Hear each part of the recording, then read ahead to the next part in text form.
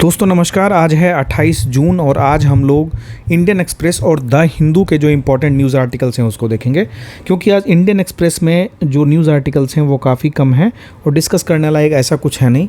तो द हिंदू से कुछ पॉइंट्स मैंने इसमें निकाले हैं जो डिस्कशन करने लायक है, जिसका उपयोग हम लोग प्रीलिम्स और मेंस में अलग अलग जगह कर सकते हैं। एक बहुत बढ़िया आर्टिकल है, not by a single exam. ये जो आर्टिकल है ये आपको सबसे पहले समझना चाहिए कि कहाँ हेल्प करेगा। तो ये आपको जो है ऐसे लिखने में बहुत हेल्प करेगा, है ना, ऐसे राइटिंग में बहुत हेल्प करेगा। अपार्ट फ्रॉम दिस, अगर GS2 सेक्शन 2 में कोई एजुकेशन रिलेटेड क्वेश्चन आए तो उसमें एग्ज़ाम का जो रिसेंट में मसला चल रहा है, डिफरेंट एग्जामिनेशंस जो कैंसिल हो रहे हैं, पेपर लीक हो रहा है, इन सब मुद्दों पर क्या क्या कंटेंट लिखना चाहिए वो इस आर्टिकल से मिल जाएगा। तो देखो, इसमें जो राइटर हैं वो ये कहना चाह रहे हैं कि अभी का जो एग्जामिनेशन सिस्टम है ना, वो एक क्राइसिस के दौर से गुजर रहा है। उसको एक सिस्टमेटिक सॉल्यूशन चाहिए, उसको ऐसा सॉल्यूशन चाहिए जो एक्सेप्टेबल हो आज के जनरेशन के लिए भी और अगले जनरेशन के लिए भी। एक ऐसा सॉल्यूशन चाहिए जिससे सारे स्टेक होल्डर्स उससे सहमत हों, है ना। ऐसा नहीं कि NTA ले आए और स्टेट्स उससे सहमत नहीं हैं। तो आपको सेंटर को, स्टेट को एज अ गवर्नमेंट इंस्टीट्यूशन, फिर स्टेक होल्डर्स में सबसे मेजर हो जाएंगे जो स्टूडेंट्स हैं, स्टूडेंट्स की फैमिली है, वो एक्सेप्ट करते हैं कि नहीं चीज़ों को, है ना। तो पहले क्या था, CBSE कंडक्ट कराते थी मेडिकल का एग्ज़ाम, या IPMT होता था पहले। इसको चेंज करके फिर नीट कर दिया गया, फिर नीट को कंडक्ट कराने लगी NTA। तो NTA एक ऐसी संस्था बना दी गई जिसका उद्देश्य यही था कि एग्जामिनेशन कंडक्ट कराया जाए। लेकिन जितने सारे भी रिसेंट में आप देखेंगे चीज़ें हुई हैं तो उससे तो वही लगता है कि NTA भी कहीं ना कहीं फेलियर साबित हो रही हैं।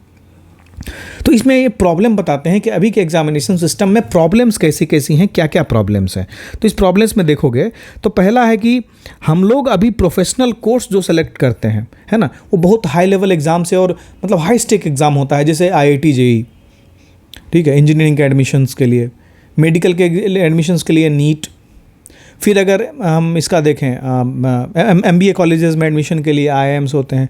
तो इन सब जितने भी एग्ज़ाम्स होते हैं इसमें कंपटीशन कट थ्रोट होता है। जब कट थ्रोट होता है कंपटीशन, तो क्या होता है, स्टूडेंट फिर उसमें कॉम्पीट करने का सोचते हैं बजाय इसके कि वो अपने नॉलेज को इन्हांस करें।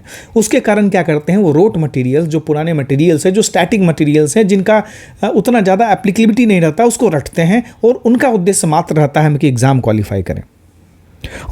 और जो उनको सपोर्ट करने के लिए जो कोचिंग सेंटर हैं, उनका तो एकमात्र उद्देश्य ही यही रहता है कि हम ज़्यादा से ज़्यादा स्टूडेंट को सेलेक्ट कर पाएँ बाय डिवाइसिंग सर्टेन टेक्निक्स। वो टेक्निक्स उनको एग्जामिनेशन में तो क्वालिफाई करा देते हैं, लेकिन उससे आगे फिर वो नहीं बढ़ पाते। नीट UG कर लिया किसी ने, अब नीट PG क्वालिफाई करना है, इंडिया भर में 50-70 सीट रहता है, उसमें क्या करोगे। तो फिर लोग तलाशने लगते हैं दूसरी चीज़ों की तरफ, है ना। तो वही चीज़ हो रहा है।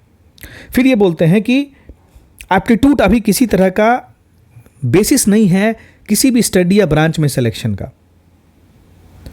इसका प्रॉब्लम क्या होता है कि जैसे कोई इंजीनियरिंग स्टूडेंट एडमिशन तो ले लिया, लेकिन वो इसका इंटरेस्ट ही नहीं आ रहा है मैकेनिकल में, उसको इलेक्ट्रिकल में इंटरेस्ट ही नहीं आ रहा है, उसका इंटरेस्ट आर्ट्स में है, लेकिन उसका एडमिशन दिला दिया गया because seeing the highly competitive world कि जैसे ही पास होगा तुरंत नौकरी मिल जाएगी। तो लोग अब उस एप्टीट्यूड को नहीं पकड़ पा रहे हैं कि वो लड़का, वो जो बच्चा है, वो जो लड़की है, वो किस चीज़ को पसंद करता है, ये करती है ना। तो this is second problem that has been pointed by the writer. फिर राइटर ये भी बोलते हैं कि जो 11th और 12th का स्टैंडर्ड है अभी के टाइम पे, वो उसको काफ़ी अंडरमाइन कर दिया गया। अभी देखो, कोरोना टाइम पे जो 12th का एग्ज़ाम हुआ था ना, इसका बोर्ड एग्ज़ाम भी नहीं हुआ था, बोर्ड एग्ज़ाम नहीं हुआ था। क्या हुआ था, मार्क्स एवरेज बेसिस पे दे दिया गया। तो अभी 11th और 12th को आड़े हाथों लिया जा रहा है, सारा फोकस अंडर ग्रेजुएट पे होता है। ऐसा नहीं था पहले, 11-12 पे फोकस रहता था और इसी की बदौलत जो अंडर ग्रेजुएट कोर्सेज है इसमें लोग अच्छा परफॉर्म करते थे। अब 11-12 एक मात्र माध्यम समझा जाता है अंडर ग्रेजुएट कोर्स में जाने का, तो लोग उसमें ज़्यादा अपना दिमाग नहीं लगाते। तो उससे क्या होता है कि ये जो उम्र होता है 11-12 का, देखोगे ये बच्चों के पर्सनालिटी डेवलपमेंट का होता है, वो कैसे बोलेंगे, कितने मुखर होंगे, उनकी लैंग्वेज स्किल्स कितनी इंप्रूव होंगी, है ना। तो ये सब चीज़ें ऑलरेडी हमारे नेशनल एजुकेशन पॉलिसी 2020 में जो आई थी उसमें भी इंक्लूडेड था। उसमें भी ये इन्विसाज किया गया था कि जो 11th-12th का लेवल है वहाँ पर पर्सनालिटी डेवलपमेंट चीज़ें की जाएंगी, लेकिन जिस तरह की रोट लर्निंग चलती है, अंडर ग्रेजुएट प्रोग्राम में एडमिशन की होड़ चलती है, तो उसमें ये सब दब जाता है बात। फिर चौथा ये बात बोलते हैं कि जो स्कूल बोर्ड्स हैं, यानी कि जैसे बिहार का ले लें, BSCB है ना, या हरियाणा का ले लें या दिल्ली का ले लें, तो ये क्या है ना, ये अभी ऑप्टिमम कंडीशन में वर्क नहीं कर रहा है। जितना CBSE अल्टीमेट तरीके से काम करती है उतना स्टेट बोर्ड नहीं कर पा रहे हैं। और इनका जो असेसमेंट सिस्टम है वो आर्काइक है, काफ़ी पुराना असेसमेंट सिस्टम है, जिसके कारण क्या होता है कि स्टूडेंट पुराने तरीके से पढ़ते हैं, नई चीज़ों को इम्प्लीमेंट नहीं कर पाते हैं।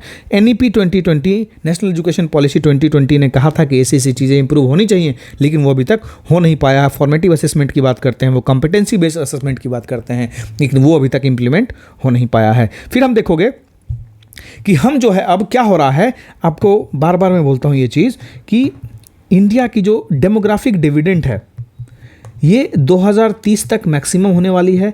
2030 से 2035 तक ये 15 साल जो है इंडिया के लिए ब्यूटीफुल ईयर्स होने वाले हैं। इसका अगर इसने इस्तेमाल कर लिया तो ये वर्ल्ड का सुपर पावर बनने से कोई नहीं रोक सकता। शायद इसी वजह से प्रधानमंत्री जी ने 2037 को एक विकसित भारत बनाने का संकल्प लिया है। 2030 से 2035 पीक रहेगा यूथ का, जहाँ पे सबसे ज़्यादा यूथ रहेंगे वर्किंग एज पॉपुलेशन के, तो उनको अपॉर्चुनिटीज़ मिलनी ज़रूरी है। तो उनको अपॉर्चुनिटीज़ के लिए आप बोलोगे कि क्या एग्ज़ाम से सिर्फ अपॉर्चुनिटीज़ है? देखो, अगर कोई सरकारी एग्ज़ाम देता है, सरकारी परीक्षा क्वालिफाई करता है या सरकारी इसमें एडमिशन लेता है, तो कहीं ना कहीं फाइनेंशियली तौर पे उनको हेल्प मिलती है, मदद मिलती है। प्राइवेट सेक्टर में उतना ज़्यादा पे बैलेंस, फिर देखें तो वर्क लाइफ बैलेंस, ये सब बहुत कमी है वहाँ पे। सरकारी कॉलेजेस में देखें तो फ़ी कम है, आउटपुट ज़्यादा है, प्लेसमेंट के चांसेस ज़्यादा हैं, लोग उसकी तरफ ज़्यादा अट्रैक्ट होते हैं। तो क्या होगा कि इन एग्ज़ाम्स पे प्रेशर बहुत बढ़ जाता है, चूँकि ये हाई यील्ड एग्जामिनेशंस है इसके। और हमारी एक इनएबिलिटी बताते हैं राइटर कि हम बड़े बड़े एग्ज़ाम्स नहीं कंडक्ट करा पाते। 2017 में जो UGC नेट कराया गया था, ऑनलाइन कंप्यूटर बेस्ड प्रोसीजर था, लेकिन हम उसको कंटिन्यू नहीं कर पाए, हम वापस पेन एंड पेपर पे आ गए। क्या रीज़न है? हमको तो चेंज करना चाहिए ना, इंप्रूव करना चाहिए। तो इस पे राइटर कुछ सजेशंस देते हैं। वो कहते हैं कि 40% वेटेज जो है आप 8 क्वार्टरली एकेडमिक सेशंस में असेसमेंट को दीजिए। एक ऐसा असेसमेंट जो ऑनलाइन तरीके से हो, जिसको AI मॉनिटर करे, जिसको उतना फोकस नहीं दिया जाए और फ्रॉड डिटेक्शन टेक्नोलॉजी यूज़ हो, उतना ये नहीं दिया जाए। इसका मतलब है कि लोग सिर्फ उस पर फोकस ना करें। बाकी जो 60% वाला पार्ट है, ये इसको 2 भाग में और डिवाइड करते हैं, 40 और 20 में। तो ऊपर वाला जो 40 है इसको सोशल और प्रोफेशनल एप्टीट्यूड से रिलेट करना चाहिए, और जो बचा 20% उसमें नीट और JEE एग्ज़ाम जो दिया था उन्होंने, उसके बेसिस पे क्या रैंक आई थी उसको भी वहाँ पे इंक्लूड करना चाहिए चीज़, है ना। तो इस तरह की चीज़ें करती हैं, नई नई चीज़ें इंप्लीमेंट करने की बात करते हैं, लेकिन हम कितना कर पाएंगे वो देखते हैं। तो इसमें हमारे लिए एक इम्पॉर्टेंट है, हम इसका यूटिलाइजेशन AI के एग्जाम्पल में कर सकते हैं कि एग्जामिनेशन सिस्टम को अब AI बेस्ड कर देना चाहिए ताकि फ्रॉड को हम डिटेक्ट कर पाएँ। ये कंप्लीट इसका डिस्क्रिप्शन है कि अभी हमारे एग्जामिनेशन सिस्टम में क्या क्या चैलेंजेस हैं, उन चैलेंजेस को दूर करने के लिए क्या क्या सॉल्यूशंस प्रपोज किए जा रहे हैं, और एक सुंदर सा कंक्लूजन। तो एग्जामिनेशन सिस्टम से रिलेटेड कोई भी क्वेश्चन आया तो इससे आराम से कैटर किया जा सकता है। NEP से कोई क्वेश्चन आया कि NEP 2020 का उद्देश्य क्या था, ऑब्जेक्टिव क्या था, इस NEP 2020 को अचीव करने के लिए सरकार ने क्या क्या किया, और अभी किस तरह से ये फेलियर साबित हो रहा है या इसका इम्प्लीमेंटेशन एक फेलियर साबित हो रहा है। इस तरह से क्वेश्चन अगर आए तो इसका आंसर दिया जा सकता है। अब देखो, एक बोलीविया है कंट्री, कौन से कॉन्टिनेंट में है ये आपको कमेंट करना है। बोलीविया किस कॉन्टिनेंट में है ये आपको कमेंट करना है। आप लोग कमेंट नहीं करते हैं, है ना, तो ये गलत चीज़ है। कमेंट करने से आपकी जो नॉलेज है वो एक्टिव नॉलेज में कन्वर्ट होती जाएगी, है ना। तो ज़रूरी नहीं है कि हर चीज़ आजकल का जो क्वेश्चन पेपर आ रहा है ना वो डायरेक्ट सब्जेक्ट से नहीं आता है। डायरेक्ट जो कॉपी किताब है उससे कुछ लिमिटेड नंबर ऑफ आता है। अब अप्लाइड एंड बेस्ड नॉलेजेस आ गए हैं, अप्लाइड क्वेश्चंस आते हैं, तो उसके लिए ज़रूरी है कि हमेशा आप एग्जामिनेशन मोड में रहो। जब भी क्वेश्चन पूछा जाए, जब भी कुछ कहा जाए तो ready to answer. Don't wait कि हम सितंबर का फर्स्ट वीक आएगा तब से हम टेस्ट सीरीज लगाना स्टार्ट करेंगे, तो that will lead to failure and you will wait for 71st notification, right. तो बोलीविया का कॉन्टिनेंट तुम कमेंट करोगे और बोलीविया के कैपिटल को भी कमेंट करोगे। बोलीविया का कैपिटल क्या है ये भी एक बार गूगल करना है, कमेंट करना है, क्योंकि इससे क्वेश्चन आ सकता है कि रिसेंटली कहाँ पे आर्म्ड फोर्सेस ने प्रेसिडेंशियल पैलेस में अटैक किया। तो इससे पहले तालिबान ने किया था अफगानिस्तान में, अब देखो बोलीविया ने किया, तो बोलीविया एक सवाल बन जाता है। फिर बोलीविया से पूछ सकता है कि रिसेंटली जहाँ हुआ था उसका कैपिटल क्या है, तो उसका कैपिटल, अब बोलीविया का कैपिटल लिख देंगे। तो ये दो चीज़, कौन से कॉन्टिनेंट में इसका कैपिटल क्या है, ये दोनों क्या करेंगे आप नीचे कमेंट बॉक्स में ज़रूर कमेंट करेंगे। I will look into it at the end of the day कि कितने लोगों ने पार्टिसिपेट किया है। अगला आर्टिकल था amid dispute with governor over swinging in of MLAs, Mamata says that women don't feel safe in Raj Bhavan. देखो ये पॉलिटिक्स का है आर्टिकल कि जो उस बंगाल के गवर्नर हैं उन पर कुछ सेक्सुअल असॉल्ट के चार्जेस लगे थे, उसके बेसिस पे ममता बनर्जी कहती हैं कि वीमेन एमएलएज जो हैं उनको डर लगता है असेंबली आने में। खैर, अब इससे हमारे लिए क्या इम्पोर्टेंट, हमारे लिए इम्पोर्टेंट ये है कि क्या जो गवर्नर साहब होते हैं जब वो ऑफिस में होते हैं तो क्या उनको प्रोसिक्यूट किया जा सकता है, क्या उन पे केस चल सकता है, अगर केस चल सकता है तो किस तरह के केसेस चल सकते हैं। उन पे प्रोसिक्यूशन नहीं हो सकता है, उन पे सिर्फ और सिर्फ सिविल केस चल सकता है, वो भी 15 डेज़ के नोटिस के बाद। उन पे कोई भी क्रिमिनल केस नहीं चल सकता, वो इम्यून होते हैं क्रिमिनल केसेस के। और गवर्नर और स्टेट गवर्नमेंट के बीच में हमेशा एक टसल चल रहा है, इसके लिए ये आप एग्जाम्पल यूज़ कर सकते हैं अपने आंसर्स में, है ना। तो इस तरह के ही जो एक्टिव एग्जाम्पल्स हैं वो इंपॉर्टेंट हो जाते हैं और धीरे धीरे आपका स्टॉक जो है एग्जाम्पल्स का परीक्षा में लिखने के लिए वो इंक्रीज होता जाता है। तो this can be used as a prominent example wherever the tussle between state governor and state government is concern. अब देखो यहाँ पे एक आर्टिकल है जिसमें नंबी नारायण जी इसरो में थे, उनको क्या है कि स्पाइंग के चार्जेस पे फंसा दिया गया था। बाद में सुप्रीम कोर्ट ने उनके चार्जेस, सारे चार्जेस को हटा दिया। अब जब चार्जेस हट गए हैं, 1994 का इसरो एस्पियोनाज केस था, इनका पूरा करियर तबाह कर दिया गया एस्पियोनाज केस में। इनके ऊपर मूवी बनी है, आर माधवन ने बनाई है, इनकी एक्टिंग की आर माधवन ने, बहुत अच्छी मूवी है। तो भारत के स्पेस टेक्नोलॉजी के डेवलपमेंट में इनका अहम रोल था। इनको उस समय पकड़ा गया, इनको उस समय एस्पियोनाज केस में फंसा दिया गया by our rivals, may it be another states, नाम नहीं लूँगा, आप समझ सकते हैं कौन कौन से स्टेट हो सकते हैं, इंक्लूडिंग CIA। तो ये साजिश किया जा रहा था कि उस समय हम लोग क्रायोजेनिक इंजन बनाने की कगार पे ही थे।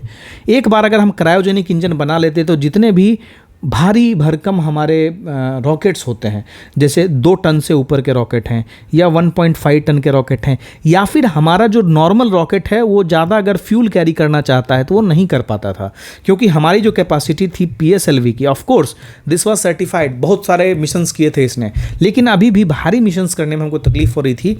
हमको या तो कुछ प्राइवेट एजेंसीज़ का सहारा लेना पड़ता, या जो ऑलरेडी वर्ल्ड की अदर स्पेस एजेंसी है जैसे नासा है, जाक्सा है, ESA है, उनका हेल्प लेना पड़ता हम अपने हमारे सैटेलाइट्स को लेने के लिए।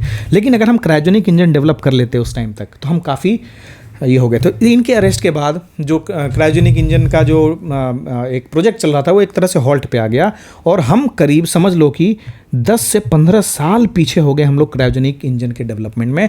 अल्टीमेटली जब इसको सक्सेस मिलता है तो आज देखो हम कभी चांद पे जा रहे हैं, कभी हम गगनयान की बात कर रहे हैं, हम बड़ी बड़ी बातें कर रहे हैं, क्योंकि हम वो अचीव करने का कैपेसिटी रखते हैं।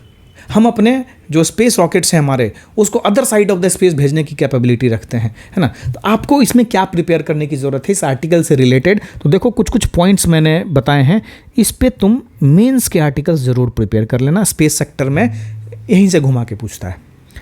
स्पेस सेक्टर में प्राइवेट सेक्टर का कैसा पार्टिसिपेशन है, क्रायोजेनिक इंजन क्या है, इसका इवोल्यूशन कैसे हुआ है, कौन कौन से रॉकेट्स अभी लॉन्च हुए हैं जो क्रायोजेनिक इंजन यूज़ करते हैं, इसरो के कमर्शियल आर्म्स कौन कौन हैं और किस तरह से इसरो ने अपने आप को स्पेस इंडस्ट्री में एक सक्सेसफुल कमर्शियल एंटिटी के रूप में विकसित किया है, इसका आप एग्जाम्पल देके लिख सकते हैं इसमें। इश्यूज़ विथ, अभी स्पेस सेक्टर में क्या क्या चैलेंजेस हैं, उन चैलेंजेस को दूर करने के लिए क्या क्या इनिशिएटिव्स लिए जा रहे हैं। एक यहाँ पे मैं फैक्ट की बात करता हूँ कि अभी इसरो के चीफ कौन है, इसरो के चेयरमैन कौन है, ये भी आप कमेंट करेंगे। जो इसरो के चेयरमैन होते हैं वो आपको पता होना चाहिए, he is the secretary of DOS यानी डिपार्टमेंट ऑफ स्पेस। ये जो डिपार्टमेंट ऑफ स्पेस है ये डायरेक्ट रिपोर्ट करता है प्राइम मिनिस्टर ऑफिस को, ये किसी भी मिनिस्ट्री के अंदर नहीं आता है, ठीक है। आप इसमें कमेंट करोगे कि अभी इसरो के चीफ कौन है, इसरो के चीफ कौन है। अगला आर्टिकल है नेट डैमेज, जो एक बॉटम ट्रॉलिंग टेक्नोलॉजी है। टेक्नोलॉजी क्या बोले, एक टेक्निक है। जैसे समंदर में क्या होता है, मछली पकड़ने के लिए जाल फेंका गया, तो नदी में भी जाल फेंकते हैं, पौंड में भी फेंकते हैं। जाल फेंका गया तो जाल में जितनी मछलियाँ अपने आप से आती हैं उनको निकाल लिया जाता है। बॉटम ट्रॉलर्स क्या करते हैं कि आप कैसे, JCB है आपके साथ, समझो आपने JCB लिया और समंदर के और नदी के बेस में लेके पूरा आप ऐसे करके घसीटते चले गए, सारे फिशेस को समेटते चले गए और एक जगह वो पास होता गया। तो उससे क्या हुआ कि पूरा बेस जो है समंदर का, रिवर का, उसको हमने खंगाल लिया, जितनी फिशेस थी उनको हमने पकड़ लिया। तो ये एक नई फिशिंग टेक्नोलॉजी है जो उभर के आई है और हमारे श्रीलंका में काफ़ी यूज़ हो रही है। हमारे तमिलनाडु का जो है ना, पाक बे जिसको बोलते हैं, पाक स्ट्रेट, वहाँ पे काफ़ी ज़्यादा यूज़ होता है और उस एरिया में रीज़न ये है कि इससे ईल्ड बहुत ज़्यादा निकलता है, फिशिंग ज़्यादा फिशेज़ निकलेंगी क्योंकि अपनी मर्जी से थोड़ी आ रही हैं। फिर जब ज़्यादा फिशेज़ होंगी तो इनकम ज़्यादा होता है, लोगों की लाइवलीहुड अच्छी होती है। लेकिन इसका बहुत नेगेटिव परिणाम भी होता है, इन्वायरमेंटल इफेक्ट ये होता है कि इन्वायरमेंटल अनसस्टेनेबल है। समझो कि अगर फिशेज़ को ले जाएगा तो वहाँ पर जो भी बायो कहें तो मरीन रिसोर्सेज हैं, उन मरीन रिसोर्सेज को भी समेटता जाएगा। जो जीव जंतु होंगे छोटे छोटे या जो भी प्लांट्स होंगे उसको भी समेटता जाएगा, तो वहाँ को डिस्ट्रॉय करेगा, वहाँ को बंजर बना देगा। फिर क्या होता है कि ये कंप्लीट नेचुरल डाइवर्सिटी को हैम्पर करने की कोशिश करता है, नेचुरल डाइवर्सिटी एकदम ख़त्म कर देता है। फिर अगर हम कंटिन्यूस यूज़ करेंगे बॉटम ट्रॉलिंग का तो क्या होगा, हमारी जो मरीन रिसोर्सेज हैं इस पर बहुत इंपैक्ट पड़ेगा और धीरे धीरे बहुत एकदम कम हो जाएगा। तो ये ज़रूरी है कि अभी दोनों कंट्रीज यानी इंडिया और श्रीलंका जो इसमें काफ़ी इन्वॉल्व हैं कि एक नेगोशिएशन प्रोसेस किया जाए ताकि फिशर का जो डिस्प्यूट है, फिशरीज़ का डिस्प्यूट है, उसको सॉल्व किया जाए। ये जो फिशरमैन डिस्प्यूट है, फिशरमैन डिस्प्यूट, ये फिशरमैन डिस्प्यूट को इस्तेमाल किया जा सकता है जब भी हम इंडो श्रीलंका का आंसर लिख रहे होंगे, है ना, उसमें से एक चैलेंजेस में फिशरमैन डिस्प्यूट को लिखा जा सकता है। और 1974 1936 में जो हमने ऑलरेडी जो एग्रीमेंट्स किए थे और मैरीटाइम बाउंड्रीज एलोकेट किए थे उसके बेसिस पे भी फिशिंग होनी चाहिए, क्योंकि बॉटम ट्रॉलिंग हो गई तो थोड़ा सा भी अगर किसी दूसरे के स्पेस में जाते हैं तो उनकी काफ़ी इकोनॉमिक संपत्ति जो है उसका हम लोग हनन कर देते हैं, तो वो नहीं होना चाहिए। तो एक्चुअली ये है। इससे रिलेटेड तुमको एक और चीज़ पढ़ने लायक है कि इकोनॉमिक एक्सक्लूसिव जोन कितना होता है, कंटेजियस जोन कितना होता है ना, समंदर पे कितना अधिकार होता है अपना, ये सब जो है ये एक्चुअली पूछा हुआ है BPSC में। ऑलरेडी मैंने 2-3 वीडियो पहले बताया भी था, तो इसको फिर से रिवाइज कर लेना।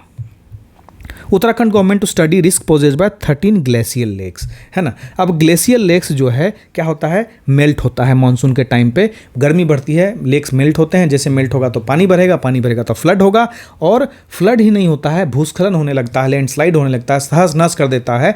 उत्तराखंड और हिमाचल जैसे राज्यों में जो काफ़ी वल्नरेबल है वहाँ पर काफ़ी समस्याएँ खड़ी करता है ग्लेशियल लेक। तो यहाँ से क्वेश्चन बनाया जा सकता है GS2 सेक्शन 2 में ज्योग्राफी पार्ट में कि what are glacial lakes, what are glacial lakes, what are the difficulties that are being faced by states like Uttarakhand and Himachal due to risk posed by glacial lake। इसमें आपको answer भी मिल जाएगा और इसका अगर आप ये आंसर लिखेंगे तो एक अच्छा आपका एरिया प्रिपेयर हो जाएगा। प्रेसिडेंट का अभिभाषण हुआ, राष्ट्रपति जी का अभिभाषण हुआ, दोनों सदनों की संयुक्त बैठक बुलाई गई थी। तो ये जो ज्वाइंट सिटिंग होती है पार्लियामेंट के, ये कौन से आर्टिकल के अंदर आता है? ये आर्टिकल 108 के अंदर आता है। कौन इसको प्रिसाइड कौन करते हैं? जो ज्वाइंट सिटिंग होती है इसको प्रिसाइड कौन करते हैं? तो इसको प्रिसाइड करते हैं स्पीकर ऑफ लोकसभा। और जॉइंट सीटिंग है, क्या उसको कॉन्स्टिट्यूशनल अमेंडमेंट के लिए यूज़ किया जा सकता है? बिल्कुल नहीं। जॉइंट सीटिंग कॉन्स्टिट्यूशनल अमेंडमेंट के लिए यूज़ नहीं किया जा सकता है। फिर देखो प्रेसिडेंट एड्रेस क्या होता है? प्रेसिडेंट का एड्रेस होता है कि जब भी एक सेशन चालू होता है तो उस समय राष्ट्रपति जी क्या करते हैं कि सरकार का जो अचीवमेंट्स है, सरकार को चांस होता है कि राष्ट्रपति अभिभाषण के जरिए अपने अचीवमेंट्स का, लास्ट कार्यकाल जो हुआ उनका अचीवमेंट्स का, ये आने वाली चीज़ों जो हैं उसमें क्या करने वाले हैं उसका एक सिनॉप्सिस दिया जाए लेजिस्लेचर को। यानी कि अगर आप कंसेप्चुअली समझें तो एग्जीक्यूटिव को मौका मिलता है अपना पॉइंट्स पुट करने का लेजिस्लेचर में। अब चूंकि हमारा एग्जीक्यूटिव और लेजिस्लेचर क्या है, कोइंसाइडिंग है, तो उतना मैटर नहीं करता है, लेकिन ये चीज़ बहुत मैटर करता है फॉरेन कंट्रीज़ में। अब देखो ये जो है आर्टिकल बहुत बढ़िया आर्टिकल है। अभी अगर आपको क्वेश्चन आने की भी संभावना बहुत है, क्योंकि 3 क्रिमिनल लॉ जो वो इंप्लीमेंट हो रहे हैं उनके बारे में पूछा जा सकता है, ऑलरेडी पूछा भी था, अब उसके बारे में पूछ सकता है। तो क्या क्या चैलेंजेस हैं उसके इम्प्लीमेंटेशन में, कौन कौन से इश्यूज़ हैं, वो ये आर्टिकल डील करता है। तो इसमें देखोगे कि कर्नाटका गवर्नमेंट ने अभी एक कमेटी बनाई थी स्टडी करने के लिए कि इन लॉज में क्या क्या इश्यूज़ हैं। अभी क्या हुआ था, ये लॉ जो पास हुआ था वो विदाउट एनी कंसल्टिव डेलिब्रेशंस 2-3 दिन में पास हो गया था बिल, है ना। और इस तरह की बिल में जो काफ़ी इंपॉर्टेंट है, कंट्री के लॉ एंड ऑर्डर का बेस है, उसको सुदृढ़ करने की कोशिश करता है। तो इसमें होना चाहिए था डिस्कशन, राज्यसभा में तो बहुत डिलिबरेटली डिस्कशन होना चाहिए था, लेकिन वो नहीं हो पाया। अब जब डिस्कशन नहीं हुआ तो काफ़ी सारे स्टेट्स इस पर अपना ये जता रहे हैं कि नहीं ये सही नहीं है। सुप्रीम कोर्ट में भी इसके अगेंस्ट में एक पिटीशन फाइल हुआ है। कौन कौन से केसेस हैं जिसको कर्नाटका बाहर करती है कि ये सब नहीं होना चाहिए था? अभी जैसे देखो उन्होंने कहा है कि कोई भी पनिशमेंट के लिए आप कम्युनिटी सर्विस की बात करते हैं। क्या है ये? आप किसी भी पुलिस को 14 दिन देते हैं एफआईआर से पहले इन्वेस्टिगेशन का, तो बताइए कॉग्निजेबल केसेस में क्या होगा? फिर ये बोलते हैं कि आपने डीकोलोनाइजेशन किया, अच्छी बात है, लेकिन वो भी सिर्फ एक टोकनिज्म था, मूल भावना को आपने वैसे ही रखा है।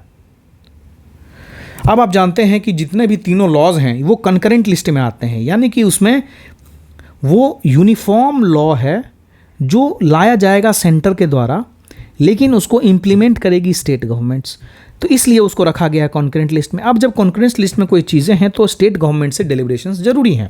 स्टेट गवर्नमेंट अपना उस पर जो नेगेटिव है ना वो करने के लिए फ्री हैं। तो इसमें बहुत सारे इश्यूज उठाते हैं ये, जैसे बोलते हैं कि जो स्टेट गवर्नमेंट से उनको एडिक्वेट टाइम नहीं दिया गया, सफिशिएंट टाइम नहीं दिया गया अपने व्यूज़ को एक्सप्रेस करने के लिए, और ये जो लॉ पास हुई हैं पार्लियामेंट के द्वारा बिना किसी पार्टिसिपेशन के अपोजिशन पार्टीज़ के, ये अलग एक मैसेज देता है। फिर आर्टिकल 348 के अंदर कहा गया कि कोई भी लेजिस्लेशन अगर पेश होगा तो प्रायोरिटी में इंग्लिश में पेश होगा, लेकिन आप इसमें हिंदी और संस्कृत वर्ड यूज़ कर रहे हैं, तो ये कहाँ तक तर्क सहमत है ना। तो इसमें आपको इससे रिलेटेड एक चीज़ पढ़ने की ज़रूरत है। ऑफिशियल लैंग्वेज वाला चैप्टर आप पढ़ेंगे। ऑफिशियल लैंग्वेज कौन से पार्ट में आता है, 8th शेड्यूल क्या है, 8th शेड्यूल में कौन कौन से लैंग्वेजेस हैं, कब कब 8th शेड्यूल का अमेंडमेंट हुआ, इतनी चीज़ें आप पढ़ेंगे। फिर क्या है कि सत्याग्रह और किसी भी तरह के हंगर स्ट्राइक को इसमें गलत तरीके से पेश किया गया है। अब हमको पता है कि हंगर स्ट्राइक और जो सत्याग्रह है वो हमारा बेसिस था हमारे फ्रीडम स्ट्रगल का। अगर हम उसी को नेगेटिव कनोटेशन में मानते हैं तो कहीं ना कहीं एक हम लोग अलग दिशा में जा रहे हैं। हम जो हमारे कॉन्स्टिट्यूशन के फोरफादर्स, जो हमारे कंट्री के बड़े बड़े लीडर्स ने इन्विसाज किया था कि कंट्री किस दिशा में जाएगी, उससे हम अलग थलग हो रहे हैं। ये बात इन्होंने कहना चाहा है। फिर ये कहते हैं कि किसी भी प्रिलिमिनरी इन्वेस्टिगेशन के लिए 14 दिनों का समय दे रहे हैं आप पुलिस को, जबकि जो ललिता कुमारी केस था, ललिता कुमारी versus state of Uttar Pradesh, इसमें सुप्रीम कोर्ट ने स्पेसिफिकली कहा था, और ये बहुत ही विदित भी है, कि एफआईआर जो है किसी भी कॉग्निजेबल केस में तुरंत फाइल करना है, इन्वेस्टिगेशन उसके बाद फॉलोअप होगा। लेकिन यहाँ पे इन्वेस्टिगेशन पहले और एफआईआर बाद में, ऐसा कुछ हो रहा है। फिर सेक्शन 377 के बारे में भी बोलते हैं कि सेक्शन 377 को आप हटा ही दिए कंप्लीट, आप इसको रख के इसके प्रोविजंस को नलीफाई कर दीजिए। लेकिन ये प्रोविज़न कभी कभी यूज़ होता है जब मेल सेक्सुअल हरासमेंट होता है, क्योंकि जो रेप लॉज हैं वो जेंडर न्यूट्रल नहीं है, जेंडर न्यूट्रल नहीं है। तो रेप लॉज जेंडर न्यूट्रल नहीं है, तो मेल के लिए अभी तक आर्टिकल 377 का यूज़ होता था अगर उनके अगेंस्ट हरासमेंट हुआ। अब चूंकि आपने ये हटा दिया है तो मेल के अगेंस्ट जो भी सेक्सुअल हरासमेंट्स होंगे उसको कंसीडर ही नहीं किया जाएगा लॉ कोर्ट्स में। तो ये सब बहुत बड़ी बड़ी खामी है जो बताया गया है, और आप इसको आराम से कोट कर सकते हैं बिना किसी दिक्कत के। ये पॉजिटिव क्रिटिसिज्म है किसी भी लॉ का या किसी भी सिस्टम का, है ना। मिलते हैं अगले वीडियो में, बाय बाय।